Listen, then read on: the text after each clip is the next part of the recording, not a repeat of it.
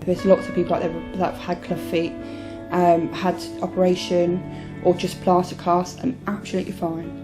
But for some reason I was one of the unlucky ones, and the whole ankle's just completely crumbled now. And it's caused arthritis in my knees, and so I can't walk without my boot. But it's very heavy, and even though it sort of supports it, my foot's still very painful, so I still can't walk very far. But this is where it all started from, I think, was the physical disability, because I couldn't dress how I wanted to dress, and I put a lot of weight because I couldn't exercise, and yeah, was very scared of what people thought about me.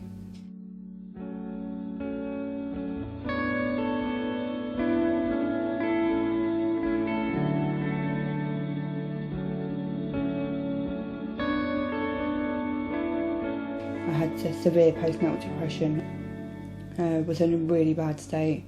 I couldn't go outside the house, or was petrified.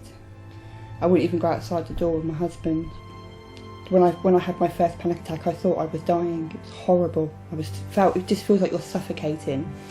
Everything's crashing down on you, and the pain in your chest, and it's horrible.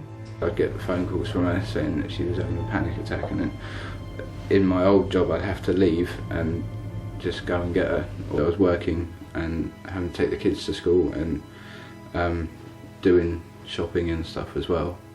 I did work full-time, went down to part-time because obviously with the children and Kelly not being able to do a lot because of her depression, and seeing her like that upset me.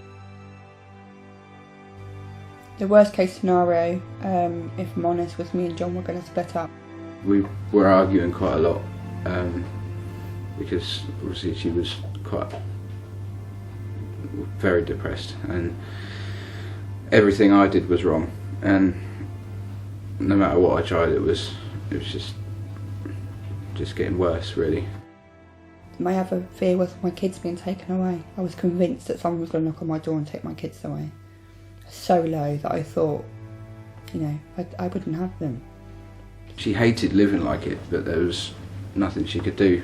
But we went to doctors and stuff, and they gave her pills, but they didn't really do a lot. Just a horrible part of my life then, yeah.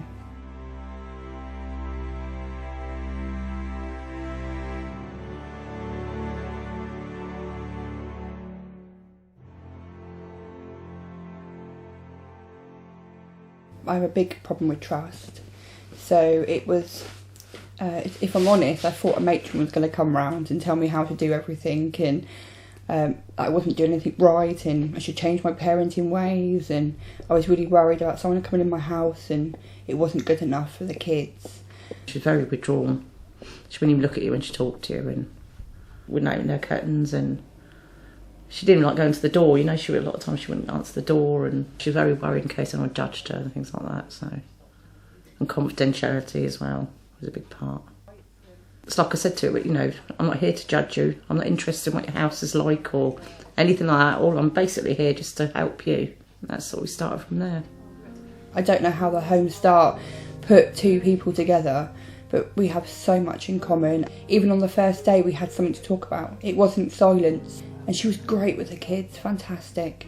I could talk to her and I'd feel like a weight off my shoulder, and she'd listen, and sometimes that's all it needed, was just for someone just to listen to what I had to say. That's how it first started, was just to have a cup of tea with someone and just to have a general chit chat, and for someone to see how I was with my children, and for them to say, well, actually, you're a really good mum, you should be proud of yourself, what you do with your children. So that sort of hit reality where I thought, oh well, I'm not a bad mum, like I thought I was.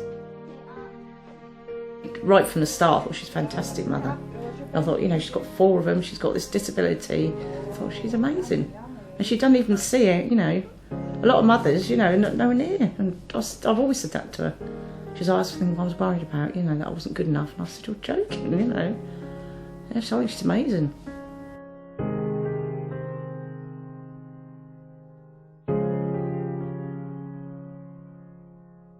She took me out on my first outing with the children, with Dean and David, to the park, and that was a massive achievement. And she absolutely loved it. She was really chuffed to bits that she got there. I was as well. I thought it was really great. I felt like I was doing it, and I was, but she was there in the background, and I knew that there was someone there to support me if I needed it. Within about 30 minutes at the park, I was fine. Watching the kids play, and yeah, it was nice. When I went back, just cried because I achieved something. It was lovely. I couldn't believe it myself, to be honest, because it was such a big thing for her, and it was just amazing, really. I'm really proud of her. And so now I take them to the park all the time, so they love it. And she chats to everybody now. She wouldn't talk to anybody before. You know, walks with her head held high and full of confidence. Lovely. Yeah.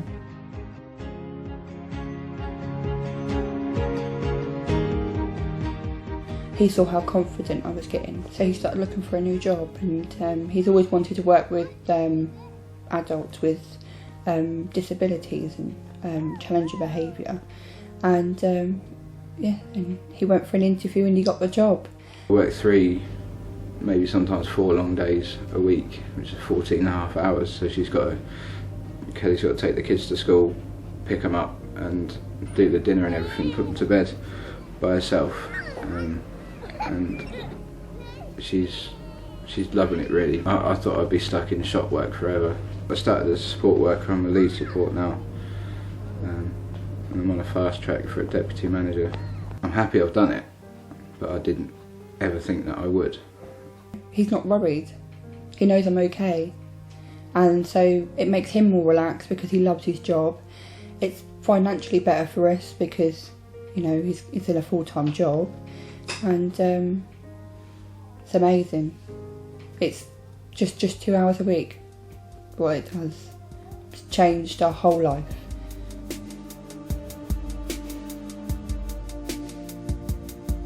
And I'm volunteering at my children's school for 2 hours a week. You'd never have got me doing that a few years ago, never. Even a year ago, I wouldn't even thought about it. But I'm so excited, and and my plans are to go back to work. She wants to be a teacher's assistant. She's thinking about going to college. So it's absolutely amazing. The difference in her is absolutely unbelievable. It really is. It's a different person altogether. The future just seems bright now, whereas before it was so dull and I didn't want to look at tomorrow. Whereas now I can't wait to see what happens next. Just really look forward to going back to work and show my children that you can do it. I think she's gone from very timid, very shy and withdrawn, to this really confident, bubbly person who can see, what she can do now. It's just a real privilege, I think, to do this. To know that you can help someone, it just makes you feel fantastic. You made a difference, When I got first told about Homestart, it was just 2 hours a week, I just thought, is that it? Just 2 hours a week? What is that going to make a difference? And I thought, I'll give it a go, and it's amazing.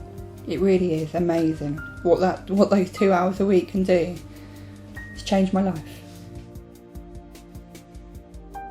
They should have it on prescription.